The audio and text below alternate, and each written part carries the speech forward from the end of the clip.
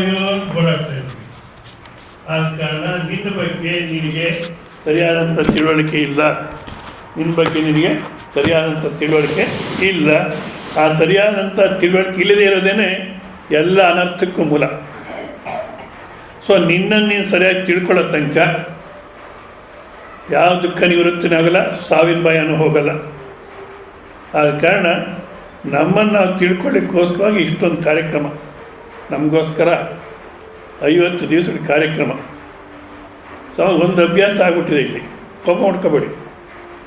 ಈ ನಡೆಸ್ಬೇಕಾದ ಕಷ್ಟನೇ, ಮತ್ತು ಜನಗಳ ಸಹಾಯನೂ ಸಿಗುತ್ತೆ. ಅದನ್ನು ಹುಡುಕಬೇಕು ಕಷ್ಟ, ಜನಗಳು ಸಹಾಯ ಮಾಡ್ತಾರೆ. ಆದರೆ ಯಾರ್ಯಾರು ಒಂದೊಂದು ದಿವಸದ ಜವಾಬ್ದಾರಿ ತೊಗೊಂಡು ಮಾಡ್ತಾರೋ ಅವ್ರು ಏನು ಅಂದ್ಕೊಂಡಿದ್ದಾರೆ, ನಾವು ಅವತ್ತಿನ ದಿವಸ ಹೋಗಿ ಅಲ್ಲಿ ಸೇವೆ ಮಾಡಿಬಿಟ್ಟು ಬಂದರೆ ಸಾಕು, ಇನ್ನೇನು ಮಾಡೋದು ಬೇಡ ಅನ್ನತಕ್ಕ ಅಭಿಪ್ರಾಯದಲ್ಲಿ ಇರ್ತಾರೆ. ಇದೊಂದು ಪುಣ್ಯ ಕಾರ್ಯ, ಪುಣ್ಯ ಫಲ ಬರುತ್ತೆ.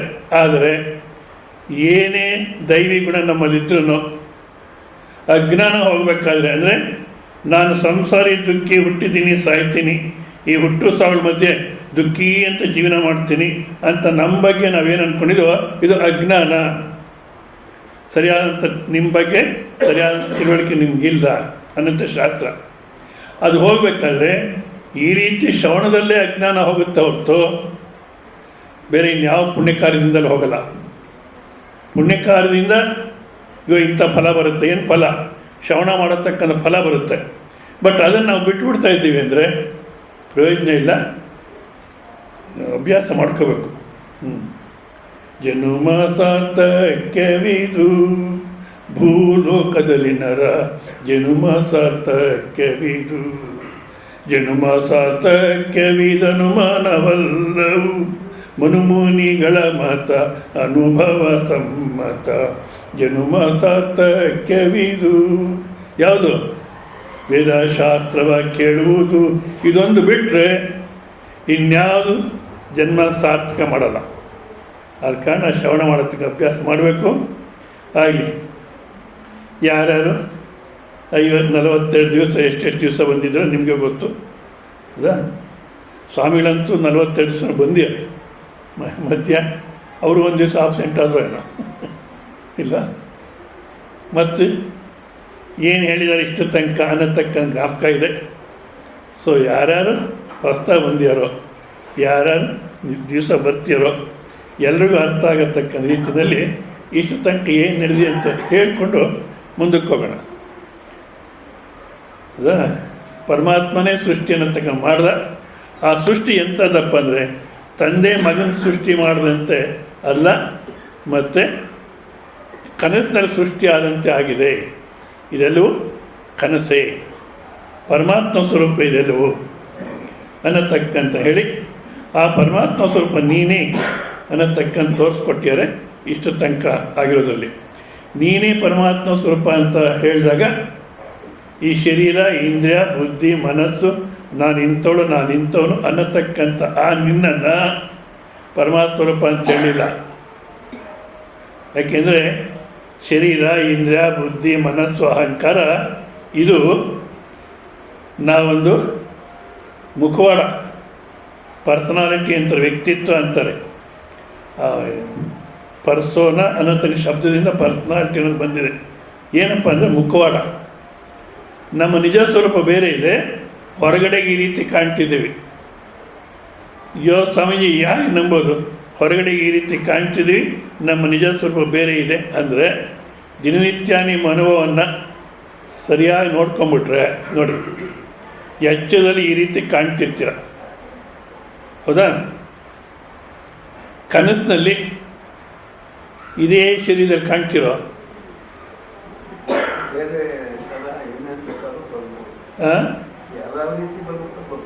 ಕನಸು ಯಾವ ರೀತಿ ಬರುತ್ತೋ ಈ ಶರೀರದಲ್ಲಿ ತೋರ್ಕೊಳ್ಳಲ್ಲ ಅಂತ ಯಜಮಾನ್ರು ಹೇಳ್ತಿದ್ದಾರೆ. ನೀವು ಒಪ್ಕೊಳ್ತೀರೋ? ಏನನ್ನ ಹೇಳಿ ಸ್ವಾಮೀಜಿ, ಸುಮ್ಮನೆ ಯಾಕೆ, ನಾವೇನು ಸ್ಕೂಲ್ ಹುಡುಗ್ರೆ? ನಿಜವಾಗ್ಲೂ ಸ್ಕೂಲ್ ಹುಡುಗ್ರೆ ನಾವು. 42 ದಿವಸ ಆಯಿತು ಹುಟ್ಟಿ ಅಷ್ಟೇ. ಯಾಕೆ ಈ ವಿದ್ಯೆಗೆ ಯಾವಾಗ ಪ್ರಾರಂಭ ಮಾಡ್ತೀವೋ ಅಲ್ಲಿಂದಲೇ ಮನುಷ್ಯನ ಆಯಸ್ಸು. ಅಷ್ಟಕ್ಕೆ ಮುಂಚೆ ಅದೆಲ್ಲ ಪ್ರಾಣಿ ಜೀವನ. ಅದಕ್ಕೋಸ್ಕರ ಈ ವಿದ್ಯೆಯಲ್ಲಿ ಮಕ್ಕಳೇ ನಾವೆಲ್ಲ ಇರಲಿ. ಯಾರೋ ಬೆಳೆದು ಇವರೇನೋ ಯಾವ್ಯಾವ ರೀತಿ ಕಾಣಿಸ್ಕೊಳ್ತಾರೆ ಕನಸಿನಲ್ಲಿ ಬೇರೆ ಅಂದರು ಯಜಮಾನರು. ಅದು ಯಾರೋ ಒಬ್ರು ಹೇಳಿದ್ರು, ಸ್ವಾಮೀಜಿ ಇದೇ ಶರೀರ ಬಂದಿತ್ತು, ಇದೇ ಶರೀರ, ಇದೇ ರೀತಿ ಕಾಣಿಸ್ಕೊಂಡೆ ನಾನು, ಇದೇ ಶರೀರ ಅಂತ. ಇದೇ ಶರೀರದಂತೆ ಕಾಣಿಸ್ಕೊಂಡಿರ್ಬೋದು, ಹೌದಾ? ಅದು ಇದೇ ಶರೀರ ಬಂದಿತ್ತು. ಹೌದು, ಇದೇ ಡ್ರೆಸ್ಸು ಅಂತ ಏನೋ ಆಟ ಮಾಡಿದ್ರು. ಸರಿ ಆಯಿತು, ಏನು ಕನಸು ಹೇಳಿ ಅಂದೆ. ಡಾಕ್ಟರ್ ಹತ್ರ ಹೋಗಿದ್ವಿ. ಅವ್ರಿಗೇನೋ ಎಲ್ಲ ಪರೀಕ್ಷೆ ಮಾಡಿ ಕನಸಿನಲ್ಲಿ ಏನು ಔಷಧಿ ಬೇಡ, ಯೋಗಾಸನ ಮಾಡಿ, ವಾಕಿಂಗ್ ಮಾಡಿ, ಡಯಟ್ ಮಾಡಿ, ವೆಯ್ಟ್ ಕಮ್ಮಿ ಆದರೆ ಏನು ತೊಂದರೆ ಇರಲ್ಲ ಅಂತೇಳಿದ್ರು. ಆ ಕನಸಿನಲ್ಲಿ 6 ತಿಂಗಳ ಕಾಲ ಡಯಟ್ ಮಾಡಿ ಎಲ್ಲ ಮಾಡಾಯಿತು. 5 kg ಕಮ್ಮಿ ಆಯಿತು, ವೆಯ್ಟು 5 kg ಕಮ್ಮಿ ಆಯಿತು. ಹಬ್ಬ 5 kg ಕಮ್ಮಿ ಆಯಿತು ಅಂದ್ಕೊಂಡೆ, ಎಚ್ಚರ ಆಗ್ಬಿಡ್ತು. ಇದೇ ಶರೀರ ಬಂದಿತ್ತು ಅಂದ್ರೆ ಆಯಿತು. ಇದೇ ಶರೀರ ಬಂದಿದ್ದರೆ ಇವಾಗ ಈ ಶರೀರದಲ್ಲಿ 5 kg ಕಮ್ಮಿ ಆಗಿರ್ಬೇಕು, ಬೇಡ? ಆಗಿದೆಯಾ? ಯಾಕೆ? ಇದೇ ಶರೀರ ಅಂತ ಕಾಣ್ಬೋದು, ಬಟ್ ಆ ಶರೀರ ಬೇರೆ, ಈ ಶರೀರ ಬೇರೆ. ಈ ಅವಸ್ಥೆಯಲ್ಲಿ ಈ ರೀತಿ ಕಾಣ್ತಿದ್ದೀನಿ, ಆ ಅವಸ್ಥೆಯಲ್ಲಿ ಇನ್ನೊಂದು ರೀತಿ ಕಾಣ್ತೀನಿ. ನಿದ್ದೆ ಅಂದಾಗ ಯಾವ ರೀತಿ ಕಾಣ್ತೀರಾ?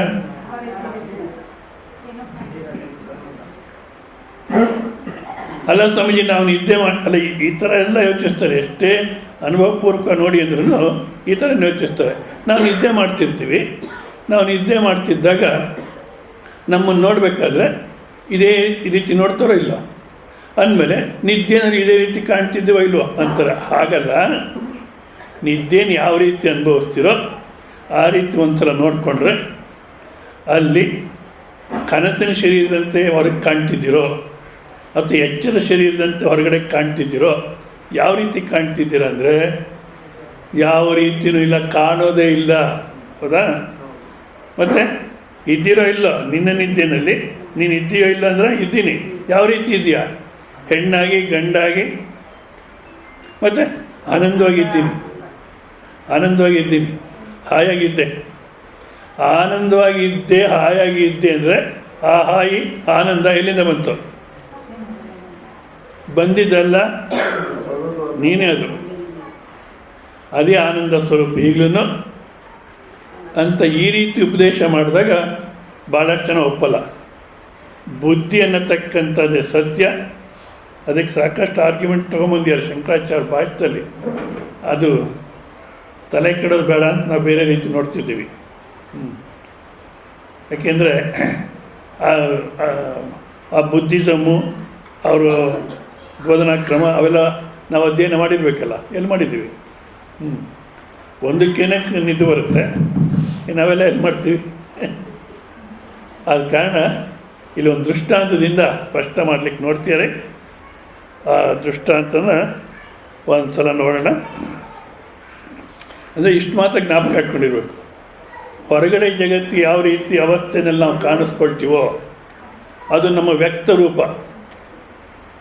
ನಿದ್ದೆಯಿಂದಾಗ ಯಾವ ರೀತಿ ಇದ್ದೀವೋ ಅಲ್ಲಿ ಇದ್ದೀವಿ, ಇದ್ದೀನಿ, ಇದ್ದೀವೋ ಈ ಶಬ್ದಗಳೇ ಸರಿಯಲ್ಲ. ಒಂದು ಕರೆಕ್ಟ್ ಸ್ವಲ್ಪ ಸರಿಯಾದಂದರೆ ಇತ್ತು. ಏನಿತ್ತು? ಪವಿತ್ರ ಅಂತ ಅಸ್ತಿತ್ವ. ಅದೇ ಈಗಲೂ ನೀವು. ಆ ಪವಿತ್ರ ಅಂತ ಅಸ್ತಿತ್ವನೇ ಇಷ್ಟು ಪ್ರಪಂಚ ಕಾಣ್ತಾ ಇದೆ. ಅದು ಆನಂದ ಸ್ವರೂಪ. ಆದ ಕಾರಣ ಎಲ್ಲವೂ ಆನಂದವೇ, ದುಃಖಕ್ಕೆ ಅವಕಾಶ ಅನ್ನತಕ್ಕಂಥದ್ದು ಇಲ್ಲ. ಇದನ್ನು ಇಲ್ಲ ಬುದ್ಧಿನೇ ಸತ್ಯ, ಬುದ್ಧಿಗಿನ್ನ ಬೇರೆ ಇನ್ನೇನು ಇಲ್ಲ ಅನ್ನತಕ್ಕಂಥ ಹಠ ಮಾಡಿದ್ರೆ ಅದಕ್ಕೆ ಅರ್ಥ ಆಗಲಿಕ್ಕೋಸ್ಕರ ಹೇಳ್ತಾ ಇದ್ದಾರೆ. ಈಕ್ಷೇ ಶೃಣಾಮಿ ಜಿಗ್ರಾಮಿ ಸ್ವಾದಯಾಮಿ ಸ್ಪೃಶಾಮ್ಯಹಂ ಇತಿ ಭಾಸಯತೆ ಸರ್ವಂ ನೃತ್ಯಶಾಲಸ್ತದೀಪವತ್. ನೃತ್ಯಶಾಲಸ್ಥಿತೋ ದೀಪಃ ಪ್ರಭುಂ ಸಭ್ಯಾಂಶ ನರ್ತಕಿಂ ದೀಪಯೇದ ವಿಶೇಷೇಣ ತದಭಾವೇಪಿ ದೀಪ್ಯತೆ. ಅಹಂಕಾರದಿಯಂ ಸಾಕ್ಷಿ ವಿಷಯಾನಪಿ ಭಾಸಯೇತ್. ಅಹಂಕಾರಾದ್ಯ ಭಾವೇಪಿ ಸ್ವಯಂ ಭಾತ್ಯೇವ पूर्वतु निरन्तरं भासमाने कूटस्थे ज्ञप्तिरूपतः तद्भास्याभास्यमानेयं बुद्धिनृत्यत्यनेकदा अहङ्कारप्रभुसव्य विषयानर्तकी मतिः तालादिधारिण्याक्षाणि दीपसाक्ष्यभासकः स्वस्थानसंस्थितो दीपः सर्वतो भासयेद्यथा चिरस्थायी तथा साक्षी बहिरन्तः प्रकाशयेत् बहिरन्तस्तु विभागोऽयं देहापेक्षो न साक्षिणी विषया बाह्यदेहस्थ देहस्यान्तराकृतिः अन्तस्तदी सहैवाक्षैः बहिर्याति पुनः पुनः भास्यबुद्धिश्चाञ्चल्यं साक्षिण्यार्योप्यते वृथा अन्तस्तदी सहैवाक्षैः बहिर्याति पुनः पुनः भास्यबुद्धिश्चाञ्चल्यं ಸಾಕ್ಷಿಣ್ಯಾರ್ಯೋಪ್ಯತೆ ವೃತ. ನಾವು ಸಾಮಾನ್ಯವಾಗಿ ಬೆಳಿಗ್ಗೆ ಎದ್ದ ರಾತ್ರಿ ಮಲಗೋ ತನಕ ಇನ್ನು ಸಾಯೋ ತನಕ ನಾನು ದುಃಖಿ ಅನ್ನತಕ್ಕಂಥ ರೀತಿಯಲ್ಲೇ ಜೀವನ ಮಾಡ್ತಾರೆ ಸಾಮಾನ್ಯವಾಗಿ. ಹೊರಗಿನ ಜಗತ್ತಿಗೋಸ್ಕರ ಬೇರೆಯವ್ರಿಗೋಸ್ಕರ ನಾವು ನಗ್ತಾ ಕಾಣ್ತೀವಿ. ಒಳಗಡೆ ಮಾತ್ರ ಗೋಳು ಚೆನ್ನಾಗಿದ್ದೀವಿ ಅಂತೀವಿ. ಚೆನ್ನಾಗಿದ್ದೀವಿ ಅಂತ ಹೇಳೋದು ನಾವು ಬೇರೆಯವ್ರು ಮಾಡೋ ಮೋಸ. ಯಾಕೆ ಸಂಸಾರದಲ್ಲಿ ಏನಿದೆ ಅದನ್ನು ಹೇಳ್ಕೋಬಾರ್ದು, ಸಂಸಾರ ಗುಟ್ಟು ಹೇಳ್ಕೋಬಾರ್ದು. ಅದಕ್ಕೇನು ಮಾಡ್ತೀವಿ, ಒಳ್ಳೆ ಚೆನ್ನಾಗಿ ಮೇಕಪ್ ಮಾಡ್ಕೊಂಡು ಚೆನ್ನಾಗಿದ್ದೀವಿ ಅಂತೀವಿ. ಚೆನ್ನಾಗಿದ್ದೀವಿ ಅಂದಾಗ ಒಳಗಡೆ ಹೇಗಿದೆ ಅಂದರೆ ತುಂಬಿ ಹೊತ್ತಲೆಯೊಳಗೆ ನೂರಾರು ಹಕ್ಕಿಗಳು, ಗಿಳಿ, ಕೂಗೆ, ಕಾಗೆ, ಕೋಗಿಲೆ, ನವಿಲು, ಹದ್ದು ಗಿರಗಿರನೆ ಗೊರಗೊರನೆ ಕಿರಿಚಿ ಕೂಗುತ್ತಿರಲು ನಿದ್ದೆಗಡೆಯಲ್ಲಿ ಮಂಕುತಿ ನಿದ್ದೆನೇ ಬರೋಲ್ಲ. ಯಾಕೆ ಬೇಕಾದಷ್ಟು ಸಮಸ್ಯೆ ಸೇರ್ಕೊಂಬಿಟ್ಟು ಒಂದೊಂದೊಂದೊಂಥರ. ಅದನ್ನು ಏನು ಮಾಡಬೇಕು ಗೊತ್ತಿಲ್ಲ, ಪರಿಹಾರ ಕಾಣಲ್ಲ, ಒಳಗಡೆ ಇಟ್ಕೊಳ್ಳೋಕ್ಕೂ ಆಗಲ್ಲ, ಹೊರಗಡೆ ಹೇಳೋಕ್ಕೂ ಆಗಲ್ಲ, ಏನು ಮಾಡಬೇಕು ಗೊತ್ತಿಲ್ಲ. ಚೆನ್ನಾಗಿದ್ದೀವಿ ಅಂತೀವಿ. ಆ ಹುಬ್ಳಿ ಧಾರವಾಡ ಭಾಷೆಯಲ್ಲಿ ಸ್ವಲ್ಪ ಚೆನ್ನಾಗಿರುತ್ತೆ. ಯಾರನ್ನ ಪರಿಚಯದ ಸಿಕ್ಕಿದ್ರೆ ಆರಾಮ್ರಿ ಅಂತಾರೆ. ಅಂದರೆ ಚೆನ್ನಾಗಿದ್ದೀರಾ ಅಂತ ಪ್ರಶ್ನೆ ಫಸ್ಟು. ಇನ್ನೊಂದು ಸಲ ಸ್ವಲ್ಪ ಧ್ವನಿ ಬದಲಾಯಿಸಿ ಆರಾಮ್ರಿ ಅಂತಾರೆ. ಅಲ್ಲಿಗೆ ಸುಮ್ಮನೆ ಆಗೋಗ್ಬೇಡ. ಏನಷ್ಟು ನಿಮ್ಮಷ್ಟು ಆರಾಮಿಲ್ಲ ಬಿಡ್ರಿ. ನಿಮಗೇನಾಗಿದೆ ರೀ? ಮಗ ಕೆಲಸಕ್ಕೆ ಹೋಗ್ತಾನೆ, ಸೊಸೆನೂ ಪಗಾರ ತರ್ತಾಳೆ. ನಿಮಗೇನು ಪಗಾರದ ಸಂಬಳ? ನಿಮಗೇನು ರೀ? ಅದೇ ರೀ ಸಮಸ್ಯೆ. ಅವರಿಬ್ಬರು ಸಂಬಳ ಬ್ಯಾಂಕಲ್ಲಿ ಹಾಕ್ಕೊಳ್ತಾರೆ, ನನ್ನ ಪೆನ್ಷನಲ್ಲೇ ತಿಂತಿದ್ದಾರೆ. ಮತ್ತು ಚೆನ್ನಾಗಿದೆ ಆರಾಮದೇನು? ಅದಕ್ಕೆ ಇವ್ರು ಹೇಳ್ತಾರೆ, ದುಡ್ಡು ಹೋದ್ರೂ ಹೋಯ್ತಯ್ಯ, ಜೊತೆಗಿದಾರೋ ಇಲ್ವೋ? ನಾವು ನೋಡು ಬೇರೆ ಹೋಗ್ಬಿಟ್ರು. ನಾಳೆ ಪ್ರಾಣ ಹೋದರೆ ನೀರು ಬಿಡೋರಾದ್ರೂ ಇಲ್ವಲ್ಲ. ಇದು ಮತ್ತು ಚೆನ್ನಾಗಿದ್ದೀವಿ, ಆರಾಮಂದಿದ್ದೇನೋ ಧೋಕ, ಬೇರೆಯವ್ರು ನಾವು ಮಾಡತಕ್ಕಂಥ ಮೋಸ. ಯಾಕೆಂದರೆ ಸಂಸಾರ ಬಿಟ್ಟು ಹೇಳ್ಕೋಬಾರ್ದು ಅಂತ. ಇರಲಿ, ಈ ರೀತಿ ದುಃಖಿಯಿಂದ ಜೀವನ ಮಾಡ್ತಿದ್ದೀವಿ. ಆದರೆ ಸ್ವಲ್ಪ ನೀನು ಯೋಚನೆ ಮಾಡು. ಅಂತಸ್ತದಿ ಸಹೈವಾಕ್ಷೈ ಬಹಿರ್ಯಾತಿ ಪುನಃ. ಒಳಗಡೆ ಇರತಕ್ಕಂಥ ಬುದ್ಧಿ, ಇದರ ಬುದ್ಧಿ ಅಂದರೆ ಯಾವುದೋ ಒಂದು ವಸ್ತು ಥರ ಇಲ್ಲ ಒಳಗಡೆ. ಮತ್ತೇನಪ್ಪ ಬುದ್ಧಿ ಅಂದರೆ ನಿಶ್ಚಯಾತ್ಮಿಕ ಪ್ರತ್ಯಯ ಬುದ್ಧಿ. ನಾವು ವ್ಯವಹಾರ ಮಾಡಬೇಕಾದ್ರೆ ಯಾವುದೇ ವಿಷಯದಲ್ಲಿ ಒಳಗಡೆ ಮನಸ್ಸಿನಲ್ಲಿ ಅಲೆಗಳು ಬರ್ತಾ ಇರುತ್ತೆ, ಆಲೋಚನೆಗಳು ಆಸೆಗಳು ಬರ್ತಾ ಇರುತ್ತೆ. ಪ್ರತ್ಯಯ, ಆಲೋಚನೆ, ಥಾಟ್ ಬರ್ತಾ ಇರುತ್ತೆ. ಅದು ಸಂಕಲ್ಪ ವಿಕಲ್ಪ ರೂಪದಲ್ಲಿದ್ದರೆ ವ್ಯವಹಾರ ಮಾಡಲಿಕ್ಕಾಗಲ್ಲ. ಸಂಕಲ್ಪ ವಿಕಲ್ಪ ರೂಪ ಅಂದರೆ ಪ್ರವಚನಕ್ಕೆ ಹೋಗೋದೋ ಬೇಡ, ಇಂಥ ಕಡೆನೇ ಭಾಳಷ್ಟು ಸಂದೇಹಗಳು ಬರೋದು. ಟಿ ವಿ ನೋಡಬೇಕಾದ್ರೆ ನೋಡೋದೋ ಬೇಡ ಅಂತ ಯಾವ ಥರ ಅಂದ್ಕೊಳ್ತಿರೋ.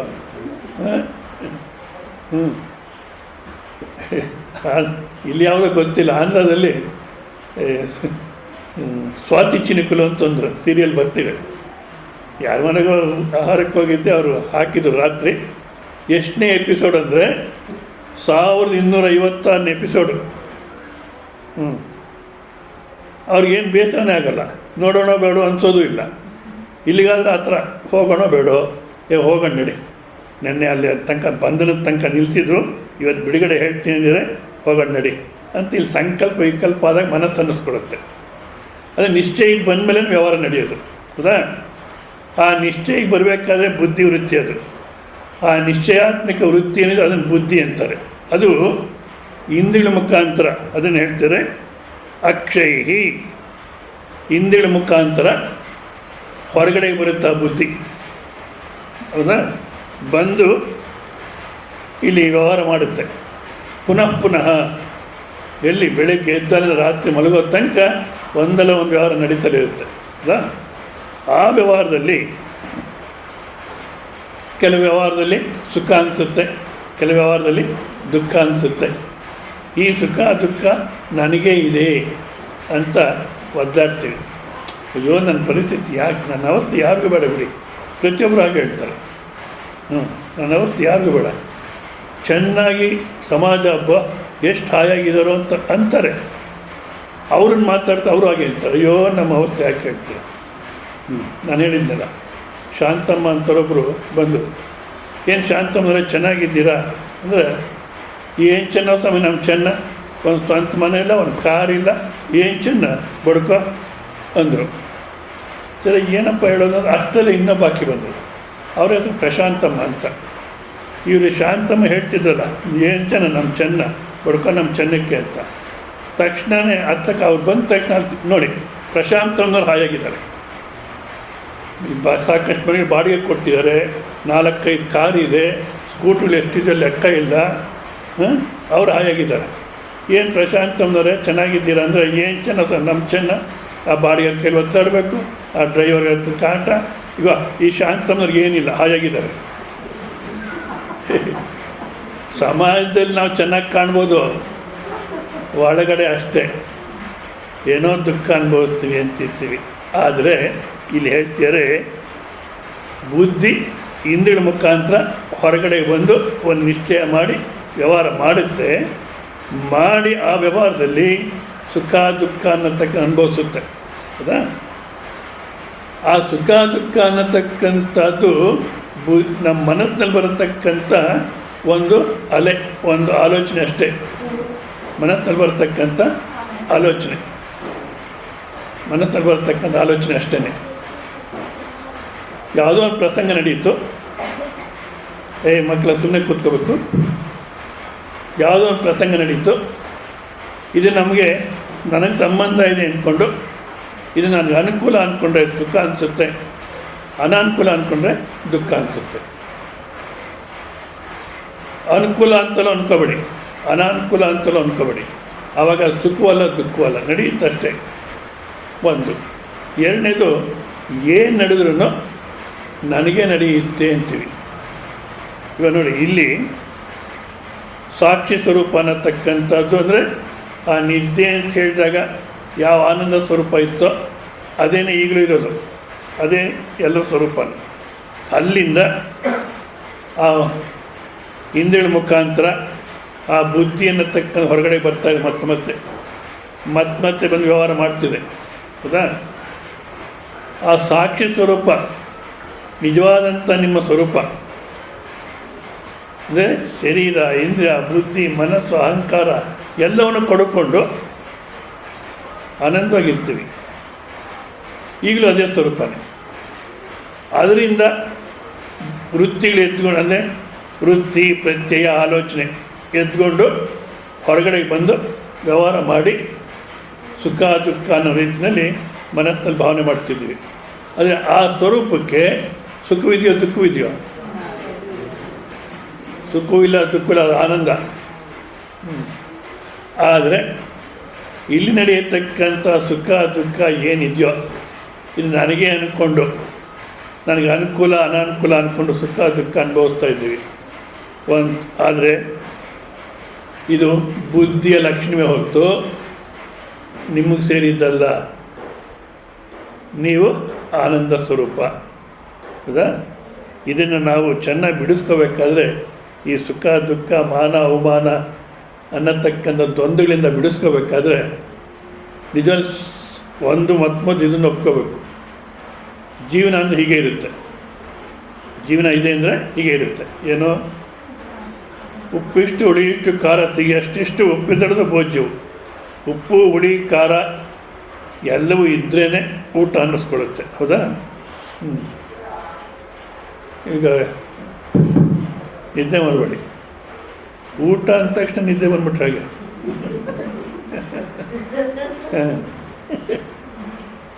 ಏನೋ ಊಟ ಅಂತೀಯ ಸ್ವಾಮೀಜಿ, ಆಮೇಲೆ ಹೀಗೆ ನಿದ್ದು ಮಾಡಬೇಕಪ್ಪ ಅಂದರೆ. ಈಗ ಏನು ಮಾಡ್ಯಾರೆ ಅಂದರೆ ಪಾಯಸ ಮಾಡ್ಯಾರೆ, ಹಪ್ಪಳ ಅದ ಎಲ್ಲ ಹೇಳ್ತಾರೆ. ಯಾಕಪ್ಪ? ಇವೆಲ್ಲ ಇದ್ದರೆ ಊಟ ಅನ್ನಿಸ್ಕೊಳ್ಳುತ್ತೆ. ಹೌದಾ? ಅದೇ ರೀತಿ ಶೀತ ಉಷ್ಣ ಸುಖ ದುಃಖ ಮಾನ ಅವಮಾನ ಎಲ್ಲ ಇರೋದೇ ಜೀವನ. ಅಕ್ಸೆಪ್ಟ್ ಕಂಪ್ಲೀಟ್ಲಿ, ಸಂಪೂರ್ಣ ಜೀವನ ಒಪ್ಕೋ. ಅಶಾಂತಿಯನ್ನು ಸ್ವೀಕರಿಸು, ಶಾಂತನಾಗುವೆ. ಅಶಾಂತಿ ಅನ್ನತಕ್ಕಂಥದ್ದು ಇರತಕ್ಕಂಥ ಯಾವುದೋ ಒಂದು ಪರಿಸ್ಥಿತಿಯನ್ನು ನಿರಾಕರಣೆ ಮಾಡ್ತೀರ ಮನಸ್ಸಿಂದ. ಮತ್ತೊಂದು ರೀತಿ ಚೆನ್ನಾಗಿರುತ್ತೆ ಅಂತ ಭಾವನೆ ಮಾಡ್ತೀರಾ. ಆ ನಿರಾಕರಣೆ ಇರತಕ್ಕಂಥ ಪರಿಸ್ಥಿತಿ ನಿರಾಕರಣೆ ಮಾಡಿ ಮತ್ತೊಂದು ರೀತಿ ಇರಬೇಕು ಅಂತ ಏನು ಭಾವನೆ ಮಾಡ್ತೀರೋ ಅದು ಅಶಾಂತಿ ಆಗುತ್ತೆ. ಇರೋದನ್ನು ಸ್ವೀಕಾರ ಮಾಡುತ್ತೆ. ಇದು ಒಂದು. ನಾವು ಶಾಂತವಾಗಿರ್ಬೇಕು, ಇರೋದನ್ನು ಒಪ್ಕೋ. ಇದು ಒಂದು. ಎರಡನೇದು, ಏನೋ ಒಂದು ಪ್ರಸಂಗ ನಡೀತು, ನನಗೆ ನಡೀತು ಅಂತ ನೀವು ಕಲ್ಪನೆ ಮಾಡ್ತೀರ. ಏನು ಸ್ವಾಮೀಜಿ ಕಲ್ಪನೆ ಅಲ್ಲ, ನನಗೆ ನಡೀತು ಅಂತೀರ. ಮೊಣಕಾಲು ನೋವು ತಡೆಯೋಕ್ಕಾಗಲ್ಲ. ಮತ್ತು ಹೇಗೆ ನೋಡಿ, ಡಾಕ್ಟ್ರ್ ಹತ್ರ ಹೋಗ್ತೀರ. ಡಾಕ್ಟ್ರೇ, ಐ ಆಮ್ ಇನ್ ಪೈನ್ಸ್, ಇಂಗ್ಲೀಷಲ್ಲಿ ನಾನು ನೋವಲ್ಲಿದ್ದೀನಿ ಅಂತ. ನಾನು ನೋವಲ್ಲಿದ್ದೀನಿ ಅಂದ ತಕ್ಷಣ ಡಾಕ್ಟ್ರು ನೆತ್ತಿಗೆ ಒಂದು ಇಂಜೆಕ್ಷನ್ನು ಮತ್ತು ಅಂಗುಷ್ಟಕ್ಕೊಂದು ಇಂಜೆಕ್ಷನ್, ಪಾದಕ್ಕೊಂದು ಇಂಜೆಕ್ಷನ್ ಹಾಕ್ಬಿಟ್ಟು ಹೋಗುವಂಥವ್ರು. ನನಗೆ ಅಂದರೆ ನೆತ್ತಿಗೊಂದು ಇಂಜೆಕ್ಷನ್ ಹಾಕಿದ್ರು, ಪಾದಕ್ಕೊಂದು ಇಂಜೆಕ್ಷನ್ ಹಾಕಿದ್ರು, ಹೋಗಿಲ್ಲ ಅಂದರು. ಆ ಥರ ಮಾಡ್ತಾರೋ? ಮತ್ತೇನಂತಾರೆ? ಎಲ್ಲಿ ನೋವು ಅಂತಾರೆ. ಹೌದಾ? ಎಲ್ಲಿ ನೋವು ಅಂದರೆ ಕಾಲು ನೋವು ಡಾಕ್ಟ್ರೆ, ಕಾಲು ನೋವು ಅಂತೀವಿ. ಎರಡು ಕಾಲು ನೋವುತ್ತಾ? ಇಲ್ಲ ಡಾಕ್ಟ್ರೆ, ಒಂದೇ ಕಾಲು ಅಂದರೆ ತೊಡೆಯಿಂದ ಪಾದದ ತನಕ ನೋವುತ್ತಾ? ಇಲ್ಲ ಡಾಕ್ಟ್ರೆ, ಅಷ್ಟೊಂದಿಲ್ಲ ಡಾಕ್ಟ್ರೆ, ಅಲ್ಲಿಂದ ತನಕ ನೋಡಿ. ನಾನೇ ನೋವಲ್ಲಿದ್ದೀನಿ ಅಂದ. ಇವಾಗ ಎಲ್ಲಿಗೆ ಬಂದ? ಅಷ್ಟಿಲ್ಲ ಡಾಕ್ಟ್ರೆ. ಎಡಗಾಲು ತೊಡೆಯಿಂದ ಪಾದದ ತನಕ ನೋವು ಇಲ್ಲ ಡಾಕ್ಟ್ರೆ, ಅಷ್ಟಿಲ್ಲ. ಮತ್ತು ಎಲ್ಲಿದೆಯಪ್ಪ ನೋವು ಅಂತ ಈಗ ಪ್ರೆಸ್ ಮಾಡ್ತಾರೆ. ಇಲ್ಲಿದೆಯಾ? ಇಲ್ಲ. ಇಲ್ಲಿದೆಯಾ? ಇಲ್ಲ. ಇಲ್ಲಿ ಅಲ್ಲಿದೆ ಅಂತಾನೆ. 80 kg ಶರೀರದಲ್ಲಿ ಎಲ್ಲ ಒಂದು ಹೆಬ್ಬೆಟ್ಟಷ್ಟು ಸ್ಥಳದಲ್ಲಿ ನೋವಿದೆ. ಅದನ್ನು 80 kg ಶರೀರಕ್ಕೂ ಹಾಕ್ಕೊಂಡು, ಮನಸ್ಸು ಬುದ್ಧಿಗೂ ಹಾಕ್ಕೊಂಡು, ಇದು ಆಚೆ ಇರತಕ್ಕಂಥ ಸ್ವರೂಪಕ್ಕೂ ಹಾಕ್ಕೊಂಡು ನನಗೆ ನೋವು ಅಂತಾನೆ. ಇವಾಗ ಎಲ್ಲಿದೆ ನೋವು? ಮೊಣಕಾಲಿನಲ್ಲಿ ನೋವಿದೆ. ನಿನಗೆ ಬಿಡಿಸ್ಕೋಬೇಕು ಶರೀರ. ನಾವು ಈ ರೀತಿ ನಮ್ಮ ಸ್ವಾಮಿ ದಯಾನಂದ ಸರಸ್ವತಿ ಹೇಳೋರು, you have to localise the pain. ನೋವು ಎಲ್ಲಿದೆಯೋ ಅದನ್ನು ಹುಡುಕಿ ಅಲ್ಲಿಗೆ ಇಟ್ಟಿರಬೇಕು. ಇಡೀ ಶರೀರಕ್ಕೆಲ್ಲ ಹಾಕ್ಕೊಂಡು, ಮನಸ್ಸು ಬುದ್ಧಿಗೂ ಹಾಕ್ಕೊಂಡು, ಆತ್ಮಕ್ಕೂ ಹಾಕ್ಕೊಂಡು ನಾನೇನು ಸುಮ್ಮನೆ ಇರಬೇಕು ಅಂತ ಹೇಳಿದ ನಾನು ಇಲ್ಲೇ ದಾಡ್ಕೊಳ್ಳಿ. ನನಗೇ ನೋವು ಅಂದರೆ ತಪ್ಪು. ಒಂದು, ನನಗೇ ನಡೀತು ಅಂದರೆ ನಿನಗೆ ನಡೆದಿಲ್ಲ. ನಿನ್ನ ಯಾವ ಶರೀರ ನಾನು ಅಂದ್ಕೊಂಡಿದ್ದೆ ನಿನ್ನ ಶರೀರನೂ ಅಲ್ಲ ಅದು. ನನ್ನ ಶರೀರ ಅಂತ ಹೇಳಬೇಕಾದ್ರೆ ನಾನು ದುಡ್ಡು ಕೊಟ್ಟು ಕೊಂಡ್ಕೊಂಡಿರ್ಬೇಕು. ಯಾವುದನ್ನ ಒಂದು ವಸ್ತು ನಂದು ಅಂತ ಹೇಳಬೇಕಾದ್ರೆ ನೋಡಿ, ಈ ಗಡಿಯಾರ ದುಡ್ಡು ಕೊಟ್ಟು ಕೊಂಡ್ಕೊಂಡಿರ್ಬೇಕು ನಾನು, ಅವಾಗ ನಂದು ಅಂತ ಹೇಳ್ಬೇಕು. ಇಲ್ಲ ನಿಮ್ಮಂಥವ್ರು ಯಾರಾದರೂ ತಗೊಳ್ಳಿ ಸ್ವಾಮೀಜಿ, ನೀವು ಸುಮ್ಮನೆ ಹೇಳ್ಕೊಂಡು ಹೋಗ್ತಿರ್ತಾರೆ, ಟೈಮ್ ನೋಡೋದಿಲ್ಲ, ನೀವು ಮುಂದೆ ಇಟ್ಕೊಂಡಿರಿ, ಟೈಮ್ ಸರ್ ನಿಲ್ಲಿಸ್ಬಿಡಿ, ಪ್ರಾರಂಭ ಯಾವಾಗಾದ್ರೂ ಮಾಡಿ ಪರವಾಗಿಲ್ಲ, ನಿಲ್ಲಿಸೋದು ಮಾತ್ರ ಕರೆಕ್ಟಾಗಿ ನಿಲ್ಲಿಸಿ ಇದು ತಗೊಳ್ಳಿ ಅಂದ್ಬಿಟ್ಟು ಈ ಗಡಿಯಾರ ಕೊಟ್ಟಿದ್ದು ನಾನು ಒಪ್ಕೊಂಡು ತೊಗೊಂಡು ನಂದಾಯಿತು. ಇಲ್ಲ ಯಾರ್ದು ಮನೆಗೆ ಹೋದೆ ಭಿಕ್ಷಕ್ಕೆ, ಟೇಬಲ್ ಮೇಲೆ ಇಟ್ಟಿದ್ರು, ನೋಡಿದೆ, ಮಾಡಿಸಿ ಇವೆಲ್ಲ ಭಾಳ ಚೆನ್ನಾಗಿದೆ ಅಂತ ಬ್ಯಾಗಲ್ಲಿ ಹಾಕ್ಕೊಂಬಂದ್ಬಿಟ್ಟೆ. ಅವ್ರು ಕಂಡುಹಿಡಿಯೋ ತನಕ ನಂದು ಅಂದ್ಕೊಬೋದು. ಆದರೆ ಓಹ್ ಈ ಕೆಲಸನೂ ಮಾಡ್ತಾರೇನೋ, ಈಗಿನ ಕಾಲಕ್ಕೆ ನಡೆಯುತ್ತೆ, ಆದರೆ ಕೈಯಲ್ಲೇ ಅನುಷ್ಠಾನ ಅದಕ್ಕೆ ಹೋಗಿಲ್ಲ, ಯಾರೋ ನಿಮ್ಮಂಥವ್ರು ಕೊಟ್ಟಿದ್ದಿದ್ದು, ಅದನ್ನು ಜ್ಞಾಪಕ ಇಟ್ಕೊಳ್ಳಿ. ಓ ಇವರು ಎಲ್ಲ ಹೊಡ್ಕೊಂಬಂದ್ಬಿಟ್ಟಿದ್ದಾರೆ. ಈಗ ನಾವು ಗಡಿಯಾರ ನಂದು ಅನ್ಬೇಕಾದ್ರೆ ಈ 3 ರೀತಿ ಏನಾದ್ರು ಪ್ರಯತ್ನ ಮಾಡಿರ್ಬೇಕು. ಚೆನ್ನಾಗಿ ಯೋಚನೆ ಮಾಡಿ. ಅದೇ ರೀತಿ ಶರೀರ ನಂದು ಅನ್ಬೇಕಾದ್ರೆ ನೀವು ಶರೀರಕ್ಕೋಸ್ಕರ ಏನು ಮಾಡಿದ್ದೀರ? ಅದು ಹುಟ್ಟು ತಂದೆ ತಾಯಿಯ ಅನುಗ್ರಹ, ಅದು ಹುಟ್ಟು ನಾವೇನು ಮಾಡಿಲ್ಲ. ಇಲ್ಲಿ ಬಂದಾಗ 4 ಪೌಂಡೋ 4.25 ಪೌಂಡೋ ಇತ್ತು. ಇವಾಗ ಎಷ್ಟು ಕೆ ಜಿ ಆಗಿದೆ ನಿಮಗೆ ಗೊತ್ತು, ಎಲ್ಲರದ್ದು ಒಂದೇ ವೆಯ್ಟ್ ಅಲ್ವಲ್ಲ. ಅಷ್ಟು ಕೆ ಜಿ ಆಗಬೇಕಾದ್ರೆ ಯಾವ ರೀತಿ ಬೆಳೀತು? ಆಹಾರ ಪದಾರ್ಥಗಳಿಂದಲೇ ಬೆಳೀತು. ಆಹಾರ ಪದಾರ್ಥಗಳಿಂದ ನಿಮ್ಮ ಮನಸ್ಸಿಗೆ ಹಿತ ಆಗುತ್ತೋ ಇಲ್ಲೋ? ಅದೇದು ಪಾನಿಪೂರಿ, ಗೂಬೆ ಮಂಚೂರಿಯಿಂದಲೇ ಬೆಳೀತು. ಇಲ್ಲಿ ಅಂದರೆ ಶರೀರ ತಂದೆ ತಾಯಿ ನಂದು ಅಂತ ಹೇಳ್ಬೋದು, ಆಹಾರ ಪದಾರ್ಥ ನಂದು ಅಂತ ಹೇಳ್ಬೋದು. ಈ ಒಳಗಡೆ ಇರ್ತಕ್ಕಂಥ ಕ್ರಿಮಿಕೀಟಾದಿಗಳು ಇರೋರಿಗೆ ಮನೆ ಅಂತೀರಲ್ಲ ನೀವು, ಆ ರೀತಿ ನಮ್ಮ ತಾತ ಮುತ್ತಾತ ಎಲ್ಲ ಇದೇ ಶರೀರದಲ್ಲಿದ್ದಾರೆ. ನಾವು ಇಲ್ಲೇ ಇದ್ದೀವಿ, ನಮ್ಮ ಮಕ್ಕಳು ಮೊಮ್ಮಕ್ಕಳು ಇಲ್ಲೇ ಇರ್ತಾರೆ.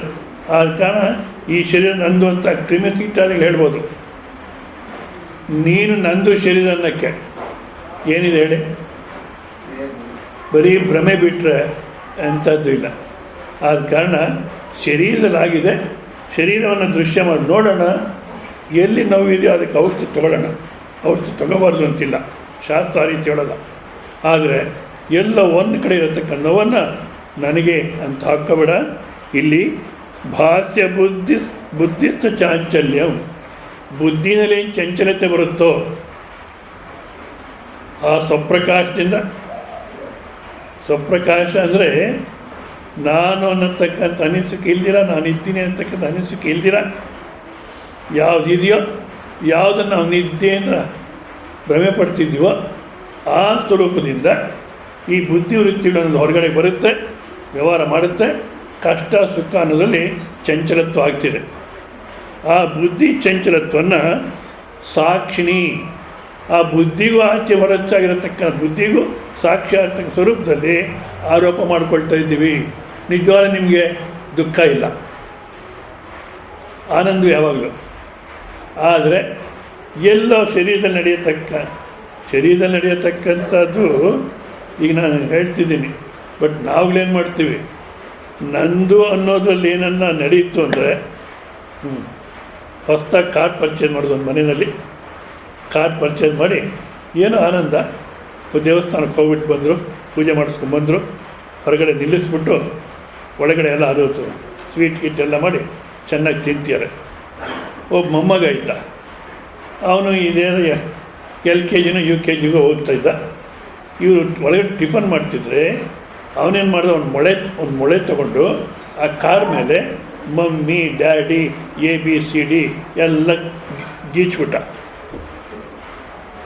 ಆ ತಾತ ಅವರೇ ಕಾರು ಓನರು ಬಂದು ನೋಡ್ತಾರೆ, ಇನ್ನು ಹೊಸ ಕಾರು, ಇವನಾಗಲೇ ಒಂದು ಮೊಳೆ ತೊಗೊಂಡು ಅದ್ರಲ್ಲಿ ಭಾಳ ಬುದ್ಧಿವಂತ ಮಕ್ಕಳು ಈಗಿನ ಕಾಲಕ್ಕೆ. IQ ಜಾಸ್ತಿ. IQ ಯಾವ ರೀತಿ ಹೋಗುತ್ತೆ, ಈಗ ಈ ರೀತಿ ಹೋಗುತ್ತೆ. ಕಾರೆಲ್ಲ ಗೀಚಾಕ್ಬಿಟ್ಟಾನೆ. ಇವಾಗ ಆ ಗೆರೆಗಳು ಯಜಮಾನರು ಬಂದು ನೋಡ್ತಾರೆ, ಆ ಗೆರೆಗಳು ಎಲ್ಲಿ ಬಿದ್ದಿದೆ ಹೇಳಿ? ಅವ್ರು ಎದೆ ಮೇಲೆ ಬಿದ್ದಿದೆ. ಅಯ್ಯೋ ಹೋಯ್ತು ನನ್ನ ಕಾರು, ಇವತ್ತೊಂದು ಇಲ್ಲೋ ಹೀಗೆ ಮಾಡಿದ್ದೀಯಲ್ಲೋ, ಹೋಯ್ತು ನನ್ನ ಕಾರು. ಆಗಿದೆ. ಆ ಹುಡುಗನ ಬುದ್ಧಿ ಇಲ್ಲ, ಮಾಡಿದ್ದಾನೆ.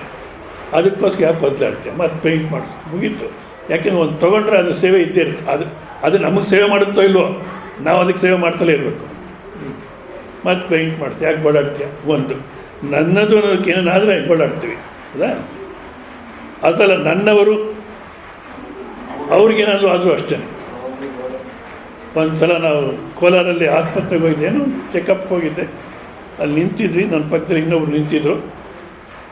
ಬಾಕಿ ಮಗುನ ಎತ್ಕೊಂಡು ಮುಂದೆಗಡೆ ನಿಂತ್ಕೊಂಡು ಹೇಳೆ, ಆ ಮಗುವಿಗೆ ಇಂಜೆಕ್ಷನ್ ಹಾಕಲಿಕ್ಕೆ ನರ್ಸು ಇಂಜೆಕ್ಷನ್ ರೆಡಿ ಮಾಡ್ಕೊಂಡ್ಬಂದ್ಲು.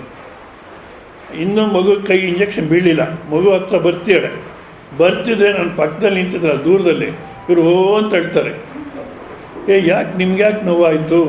ಅಯ್ಯೋ ಮಗು ನಂದೇ ಸ್ವಾಮೀಜಿ, ನಂದೇ ಮಗು ಅಂತಾರೆ. ಅಲ್ಲ, ಮಗು ಕೈಗೆ ಇನ್ನೂ ಇಂಜೆಕ್ಷನ್ ಬಿದ್ದಿಲ್ಲ. ಅದು ಖುಷಿಯಾಗಿ ನೋಡ್ತಾ ಇದೆ, ಏನು ಮಾಡ್ತಾರೋ ಅಂತ ಖುಷಿಯಾಗಿ ನೋಡ್ತಿದೆ. ಆ ಮಗು ಕೈಗೆ ಇಂಜೆಕ್ಷನ್ ಬಿದ್ದಿಲ್ಲ ಅಂದರೆ ನಿಮ್ಗೆ ಯಾರು ನೋವಾಯಿತು? ನಂದೇ ಮಗು, ಅದಕ್ಕೆ ನೋವಾಯಿತು ಅಂತಾರೆ. ಮಗುವಿನ ಚೆನ್ನಾಗಿ ನೋಡ್ಕೊ, ತಪ್ಪಿಲ್ಲ. ಆದರೆ ಅಭಿಶ್ವಂಗ ಭಗವದ್ಗೀತೆ ಪರಮಾತ್ಮ ಹೇಳ್ತಾನೆ, ಅಭಿಶ್ವಂಗದ ಜೀವನ ಮಾಡಬಾರ್ದು. ಅಭಿಶ್ವಂಗ ಅಂದರೆ ನನ್ನದು ಅನ್ನೋದಕ್ಕೇನು ಹೆಚ್ಚು ಕಮ್ಮಿ ಆಯಿತು, ನನಗೆ ಆಯಿತು, ನನ್ನವ್ರಿಗೇನೋ ಆಯಿತು, ನನಗೆ ಆಯಿತು. ನಾವೀಗ ಗೋಳಾಡೋದು ಸಮಾಜ, ಯಾಕೆ ಗೋಳಾಡಿ ಎಲ್ರಿಗೂ ಅಭ್ಯಾಸ, ಅದಕ್ಕೆ ಸಮಾಜ ಭಾಳ ಮೆಚ್ಕೊಳ್ಳುತ್ತೆ. ಜಾಗ್ರತೆ ಆಗಿರ್ಬೇಕು ಈ ಸಮಾಜದ ಬಗ್ಗೆ. ಅದೇ ಕೋಲಾರಲ್ಲಿ ಒಂದು ಸಲ ಆಸ್ಪತ್ರೆಗೆ ಹೋಗಿದ್ವಿ, ಸ್ಪೆಷಲ್ ವಾರ್ಡಲ್ಲಿ ಇಟ್ಟಿದ್ರು ಸ್ವಾಮೀಜಿ ಅಂತ. ಬರೀ ಗಲಾಟೆನೇ, ಪ್ರಯೋಜನ ಇಲ್ಲ ಮಾಮೂಲು ವಾರ್ಡಲ್ಲಿ. ಸರಿ, ಆ ಸ್ಪೆಷಲ್ ವಾರ್ಡಲ್ಲಿ ಗಂಡ ಹೆಂಡತಿ ಇಬ್ಬರೂ ಒಟ್ಟಿಗೆ ಸೇರಿದರು, ಅಡ್ಮಿಟ್ ಆಗಿದ್ದರು. ಈ ನರ್ಸು ಮತ್ತು ಡಾಕ್ಟ್ರು ರೌಂಡ್ ಬಂದಾಗ ಮಾತಾಡೋರು, ನಿಮ್ಮದು ಆದರ್ಶ ದಾಂಪತ್ಯ. ಇವ್ರು ಹೇಳೋರು, ಯಾವಾಗ ನಾನು ಸೇರಿಬಿಡ್ತೀನೋ ಆಸ್ಪತ್ರೆಗೆ, ನಮ್ಮ ಶ್ರೀಮತಿಯವರು ಅಡ್ಮಿಟ್ ಆಗ್ತಾರೆ, ನಮ್ಮ ಶ್ರೀಮತಿಯವರು ಅಡ್ಮಿಟ್ ಆದರೆ ನಾನು ಅಡ್ಮಿಟ್ ಆಗಿಬಿಡ್ತೀನಿ, ನಾವಿಬ್ಬರು ಒಂದೇ ಸಲ ಆಸ್ಪತ್ರೆಗೆ ಸೇರ್ತೀವಿ ಅಂತ ಹೇಳ್ಕೊಳ್ತಿದ್ರು.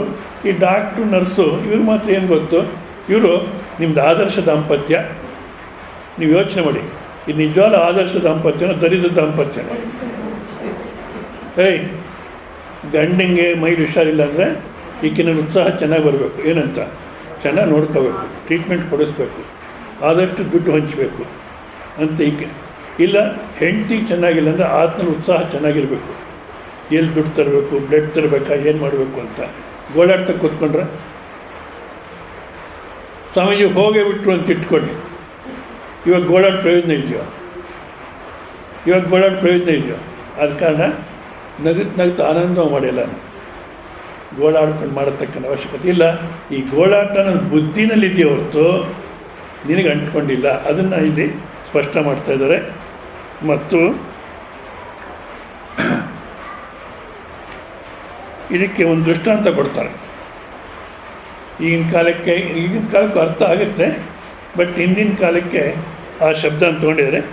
ಗೃಹಾಂತರ್ಗತ ಸ್ವಲ್ಪ ಗವಾಕ್ಷಾದಾಪತೋಚಲ ತತ್ರ ಹಸ್ತೇನ ನರ್ತ್ಯಮಾನೆ ನೃತ್ಯತಿ ವಾ ತಪೋ ಯಥ. ಈಗ ಹಿಂದಿನ ಕಾಲಕ್ಕೆ ಗವಾಕ್ಷಿಗಳಿರೋದು ಗೊತ್ತಾಗುತ್ತೆ. ಗವಾಕ್ಷಿ ಅಂದರೆ ಈ ಮಕ್ಕಳಿಗೆ ಗೊತ್ತಾಗುತ್ತೋ ಇಲ್ಲೋ, ನಿಮಗೆಲ್ಲ ಗೊತ್ತಾಗುತ್ತೆ ಅಲ್ವಾ? ಯಾಕೆಂದರೆ ಈ ಥರ ಮಕ್ಕಳು ಬೆಂಗಳೂರಿಂದ ಅದು ಯಾವುದೋ ಮಧುಡಿ ಅಂತ ಒಂದು ಹಳ್ಳಿಗೆ ಬಂದಿತ್ತು. ಮಧುಡಿ ಅಂತ ಒಂದು ಹಳ್ಳಿ. ಆ ಒಂದು ಮಗು ಅಡುಗೆ ಮನೆ ಒಳಗಡೆ ಹೋಯಿತು. ಆ ಗವಾಕ್ಷಿಯಿಂದ ಬಿಸಿಲು ಬಿದ್ದಿತ್ತು. ಅದನ್ನು ನೋಡಿ ಅಮ್ಮೋ ಅಂತ ಅಳ್ತಾ ಬಂದ್ಬಿಡ್ತು, ಏನದು ದೆವ್ವ ಇದೆ ಅಂತ. ಯಾಕೆ ಗವಾಕ್ಷಿ ನೋಡೇ ಇಲ್ಲ. ಇರಲಿ, ಆ ಗವಾಕ್ಷಿನಲ್ಲಿ ಸೂರ್ಯನ ಬೆಳಕು ಬಿದ್ದಿದೆ, ಹೌದಾ? ಅದರಲ್ಲಿ ಏನು ಕದಲಿಕ್ಕೆ ಇರೋಲ್ಲ. ಆದರೆ ನಾವು ಕೈ ಈಗ ಆಡಿಸಿದ್ರೆ ಅದು ಕದಲಂತಾಗುತ್ತೋ ಇಲ್ಲ? ನಿಜವಾಗ್ಲೂ ಸೂರ್ಯ ಕದಲ್ತೋ, ಸೂರ್ಯ ರಶ್ಮಿ ಕದಲ್ತೋ ಅಂದರೆ ಅಲ್ಲ, ಕೈ ಮಾತ್ರ ಕದಲ್ತಾ ಇದೆ. ಅದೇ ರೀತಿ ಇಲ್ಲಿ ಬುದ್ಧಿನಲ್ಲಿ ಸುಖ ದುಃಖ ಮಾನ ಅವಮಾನ ಅಂತ ಮನಸ್ಸಿನಲ್ಲಿ ಅಲೆಗಳು ಬರ್ತಿದೆಯೋ ಹೊರತು ಇದಕ್ಕೆ ಆಧಾರವಾಗಿರತಕ್ಕಂಥ ನಿನಗೆ ಏನೇನು ಆಗ್ತಿದೆಯೋ ಅಂದರೆ, ಸ್ವಾಮಿ బుద్ధిలో సుఖమో దుఃఖమో మానవ అవమానం వస్తూ ఉంది. కానీ నీకు సంబంధం ఉందా అంటే ಸುಖ ದುಃಖ ಮಾನ ಅವಮಾನ ಅನ್ನೋದಕ್ಕೆ ಬರ್ತಾ ಇದೆ. ಆದರೆ ಸುಖ ಬಂದಿದ್ರು ನೋಡಿದ್ರಿ ನೀವು, ಸುಖ ಅನ್ನೋದಕ್ಕೆ ಅಲೆ ಬಂದಾಗಲೂ ನೋಡಿದ್ರಿ, ದುಃಖ ಅನ್ನೋದಕ್ಕೆ ಅಲೆ ಬಂದಾಗಲೂ ನೋಡಿದ್ರಿ. ಸುಖ ಅನ್ನೋದು ಬಂತು ಹೊರಟೋಯ್ತು, ದುಃಖ ಅನ್ನೋದು ಬಂತು ಹೋಯಿತು. ಈಗ ಒಂದೊಂದೇ ಆಲೋಚನೆ ಬಂದು ಹೋಗ್ತಾ ಇದ್ದರೆ, ಆ ಆಲೋಚನೆ ಬಂದಾಗ ನೀವು ಬಂದರೋ, ಆಲೋಚನೆ ಹೋದಾಗ ನೀವು ಹೋದರೋ, ಏನಾಯಿತು? ಬರತಕ್ಕಂಥ ಅಲೆಗಳನ್ನು ನೋಡ್ತಾ ಇದ್ದೀನಿ ಹೊರತು ನನಗೇನಾಗಿಲ್ಲ. ಆದ ಕಾರಣ ನೀವು ಸುಖಿನೂ ಅಲ್ಲ ದುಃಖಿನೂ ಅಲ್ಲ, ಆನಂದ ಸ್ವರೂಪ. ಸೊ ಏನೇ ನಡೀಲಿ ಜೀವನದಲ್ಲಿ ಆನಂದವಾಗಿರ್ಬೋದು ನಾವು, ಹೌದಾ? ನಿಜಸ್ಥಾನ ಸ್ಥಿತ ಸಾಕ್ಷಿ ಬಹಿರಂತರ್ಗಮಾಗಮವು ಅಕುರ್ವನ್ ಬುದ್ಧಿ ಚಾಂಚಲ್ಯ ಕರೋತೀವ ತಥಾ ತಥಾ. ನೋಡಿ, ನಿಜಸ್ಥಾನ ಸ್ಥಿತ ಸಾಕ್ಷಿ ತನ್ನ ಸ್ವಸ್ವರೂಪದಲ್ಲಿ ಇದೆ ಅದು. ಹೌದಾ? ನಾವು ನಿಜವಾದ ಪ್ರತಿ ವ್ಯವಹಾರ ನೋಡಿಕೊಂಡ್ರೆ ನಮಗೆ ಚೆನ್ನಾಗಿ ಅನುಭವಕ್ಕೆ ಬರುತ್ತೆ. ನೀವೇನು ಕೆಲಸ ಮಾಡ್ತಿದ್ರು ಆ ಕೆಲಸವನ್ನೇ ನೋಡ್ಲಿಕ್ಕೆ ಶುರು ಮಾಡಿ. ಈಗ ಊಟ ಮಾಡ್ತಿರ್ತೀರ, ಈಗ ಈ ಟಿ ವಿ ನೋಡ್ಕೊಂಡು ತಿನ್ನೋದು ಇವೆಲ್ಲ ಬಿಟ್ಬಿಡ್ಬೇಕು. ಅಸಹ್ಯ. ಏನು ತಿಂತಾರೋ, ಎಷ್ಟು ತಿಂತಾರೋ, ಯಾಕೆ ತಿಂತಾರೋ ಒಂದು ಗೊತ್ತಾಗಲ್ಲ. ಊಟ ಮಾಡೋದಕ್ಕೆ ಸಮಯದಲ್ಲಿ ಏನು ಬಡಿಸ್ತಾರೋ ಎಲ್ಲೂ ಆಗೋ ತನಕ ಸುಮ್ಮನೆ ಕೂತಿರ್ಬೇಕು. ಇನ್ನು ಹಗಲೊತ್ತಾದರೆ 15 ಅಧ್ಯಾಯ ಪಾರಾಯಣ ಮಾಡಬೇಕಂತಾರೆ.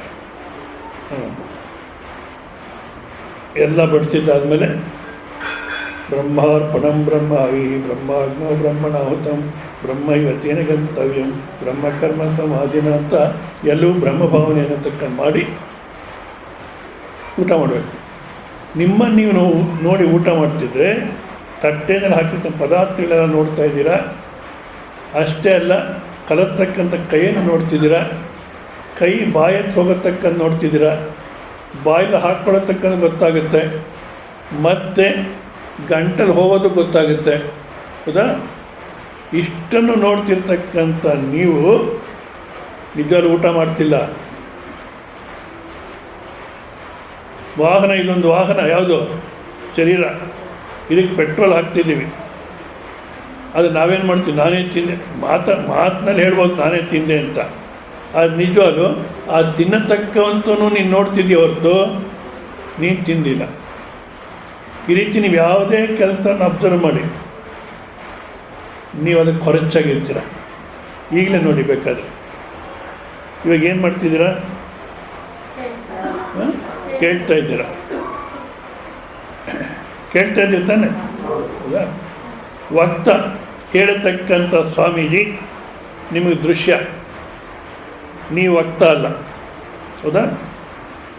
ಮತ್ತು ನೀವು ಕೇಳತಕ್ಕಂಥವ್ರು ಶ್ರೋತ, ಶ್ರವಣ ಮಾಡತಕ್ಕಂಥವ್ರು. ಹೌದಾ? ಈಗ ವಕ್ತ ನೀವಲ್ಲ, ವಕ್ತ ಅನ್ನತಕ್ಕಂಥ ದೃಶ್ಯ, ನೀವು ದೃಕ್ ಸ್ವರೂಪ ನೋಡತಕ್ಕಂಥವ್ರು. ಅದೇ ರೀತಿ ಅಡ್ಕೋಗಿ ಅದೇ ರೀತಿ ಕೇಳ್ತಾ ಇದ್ದೀರ. ಈ ಕೇಳತಕ್ಕಂಥ ಸಮಯದಲ್ಲಿ ಇದು ಅರ್ಥವಾಯಿತು, ಇದು ಅರ್ಥವಾಗಲಿಲ್ಲ, ಅಯ್ಯೋ ಇದು ಬೇಸರ, ಈ ರೀತಿ ನಿಮ್ಗೆ ಅನಿಸುತ್ತೋ ಇಲ್ಲೋ? ಇಲ್ಲ, ಯಾವುದೋ ಸ್ವಾಮಿಗಳು ಒಂದು ಜೋಕ್ ಹೇಳಿದ್ರು. ಹೌದಾ? ಒಂದು ಜೋಕ್ ಕೇಳಿ ಬೇಕಾದ್ರೆ ಅದೇ ಇಬ್ಬರು ಹೆಂಗಸು ಮಾತಾಡ್ತಿರ್ತಾರಂತೆ. ನಮ್ಮ ಯಜಮಾನ ಜೊತೆ ಯಾವ ಜೀವನ ಮಾಡೋಕ್ಕೋ ಗೊತ್ತಾಗೋಲ್ಲ. ಉಪ್ಪು ಮೆಣಸಿನ್ಕಾಯಿ ತೊಗೊಂಬನ್ನಿ ಅಂದರೆ ಬೆಲ್ಲ ಕೊಬ್ಬರಿ ತರ್ತಾರೆ, ಬೆಲ್ಲ ಕೊಬ್ಬರಿ ತೊಗೊಂಬನ್ನಿ ಅಂದರೆ ಉಪ್ಪು ಮೆಣಸಿನ್ಕಾಯಿ ತರ್ತಾರೆ. ಅದು ಹೇಗೆ ಜೀವನ ಮಾಡಬೇಕು ಏನೋ ಗೊತ್ತಾಗಲ್ಲ ಅಂತ ಹೇಳ್ತಾರಂತ. ಅದಕ್ಕೆ ಇನ್ನೊಬ್ಬ ಕೇಳ್ತಾಳೆ, ಪುಣ್ಯ ಮಾಡಿದ್ದೆ ನೀನು, ಅವ್ರಿಗೆ ಮಾರ್ಕೆಟ್ಗೆ ಹೋಗಿ ಏನೋ ತರಬೇಕು ಅನ್ನೋ ಅಷ್ಟು ಜ್ಞಾಪಕ ಇರುತ್ತೆ. ಅದಕ್ಕೆ ನಿಂಗೆ ಏನು ಬೇಕು ಅದಕ್ಕೆ ವಿರೋಧವಾಗಿ ಹೇಳು. ಉಪ್ಪು ಮೆಣಸಿನ್ಕಾಯಿ ಬೇಕಾಗಿದ್ದರೆ ಬೆಲ್ಲ ಕೊಬ್ಬರಿ ಅಂತೇಳು, ಅವಾಗ ಉಪ್ಪು ಮೆಣಸಿನ್ಕಾಯಿ ಬರುತ್ತೆ. ಬೆಲ್ಲ ಕೊಬ್ಬರಿ ಬೇಕಾಗಿ ಉಪ್ಪು ಮೆಣಸಿನ್ಕಾಯಿ ಅಂತೇಳು, ನಿಂಗೆ ಬೇಕಾದ ಬಂದ್ಬಿಡುತ್ತೆ. ನಿನ್ನ ಪುಣ್ಯ. ನಮ್ಮ ಯಜಮಾನ್ರು ಆಗಿದ್ದಾರೆ ಅಂದರೆ ನಾನು ನೋಡಿದಾಗೆಲ್ಲ ಏನರಮ್ಮ ನಿಮ್ಮನ್ನೆಲ್ಲೋ ನೋಡಿದಾಗಿದೆ. ಇವಾಗ ನಾನೇನು ಮಾಡಬೇಕು? ಇವಾಗ ಈ ಜೋಕ್ ಕೇಳಿದರೆ ಕೆಲವರಿಗೆಲ್ಲ ನಗು ಬಂತು, ಇನ್ನು ಕೆಲವು ನಗು ಬರಲಿಲ್ಲ ಅಂತ ಇಟ್ಕೊಳ್ಳಿ. ಅಯ್ಯಯ್ಯೋ ನಾನೇನೋ ಮಿಸ್ ಮಾಡಿಕೊಂಡೆ, ಎಲ್ಲರೂ ನಕ್ಕರು, ನಾನೆಲ್ಲೋ ಇದ್ದೆ, ಮಿಸ್ ಮಾಡಿಕೊಂಡೆ ಅನಿಸುತ್ತಾ ಇಲ್ಲ? ಅಲ್ಲಿಗೇನಾಯಿತು? ವಕ್ತ ಹೇಳೋನು ನೋಡ್ತಾ ಇದ್ದೀರಾ, ಕೇಳೋನು ನೋಡ್ತಾ ಇದ್ದೀರಾ, ಹೇಳೋರು ನೋಡ್ತಿದ್ದೀರಾ, ಕೇಳೋನು ಗಮನಿಸ್ತಾ ಇದ್ದೀರಾ. ನೀವು ವಕ್ತನ ಶ್ರೋತನ? ಎರಡೂ ಅಲ್ಲ, ಎರಡನ್ನು ನೋಡ್ತಿರ್ತಕ್ಕಂಥ ನಾನು ಬೇರೆ. ಆದ ಕಾರಣ ಈ ಬುದ್ಧಿ ಲೆವೆಲಲ್ಲಿ ನಾನಿಂಥವಳು ನಾನಿಂಥವನು ಅಂತಕ್ಕಂಥ ಇದರಲ್ಲಿ ಏನು ಕಷ್ಟ ಸುಖ ಮಾನ ಅವಮಾನ ನಡೆಯುತ್ತೋ ಇದ್ಯಾವುದು ನಾನಲ್ಲ, ಇದ್ಯಾವುದು ನನಗೆ ಸಂಬಂಧ ಇಲ್ಲ, ಏನು ನಡೆದು ಆನಂದವೇ. ಸೊ ಈ ರೀತಿ ನಾವು ನಿಶ್ಚಯ ಮಾಡಿಕೊಂಡ್ರೆ, ಅರ್ಥ ಮಾಡಿಕೊಂಡ್ರೆ, ನಿಜಸ್ಥಾನ ಸ್ಥಿತ ಸಾಕ್ಷಿ ಬಹಿರಂತರ್ಗಮಾಗಮವು ಅಕುರ್ವನ್ ಬುದ್ಧಿ ಚಾಂಚಲ್ಯಾತ್ ಕರೋತೀವ ತತ ತತ. ವಾಸ್ತವಿಕ ಸಾಕ್ಷಿ ಅಂದರೆ ನಮ್ಮ ಅವ್ಯಕ್ತ ಸ್ವರೂಪ ನಾನು ಹೇಳಿದೆ, ಹೊರಗಡೆ ಕಾಣತಕ್ಕಂಥ ಸ್ವರೂಪ ಒಂದು, ಪ್ರಾರಂಭದಲ್ಲಿ ಹೇಳಿದೆ ಹೊರಗಡೆ ಕಾಣದಿರತಕ್ಕಂಥದ್ದು.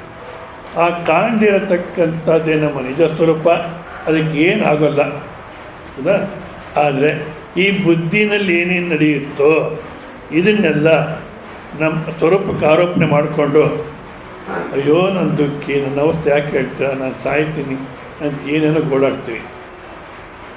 ಅದು ಆಯ್ತು ಸ್ವಾಮೀಜಿ, ಬುದ್ಧಿನಲ್ಲಾದ್ರೂ ಅಷ್ಟು ಮಾತ್ರ ಬರುತ್ತೋ ಇಲ್ಲೋ, ಸುಖ ದುಃಖ ಮಾನ ಅವಮಾನ ಅನ್ನೋದು ಬರುತ್ತೋ. 2ನೇ ಅಧ್ಯಾಯ ಕೃಷ್ಣ ಪರಮಾತ್ಮ ಹೇಳ್ತಾನೆ, ಆಗಮ ಅಪಾಯಿ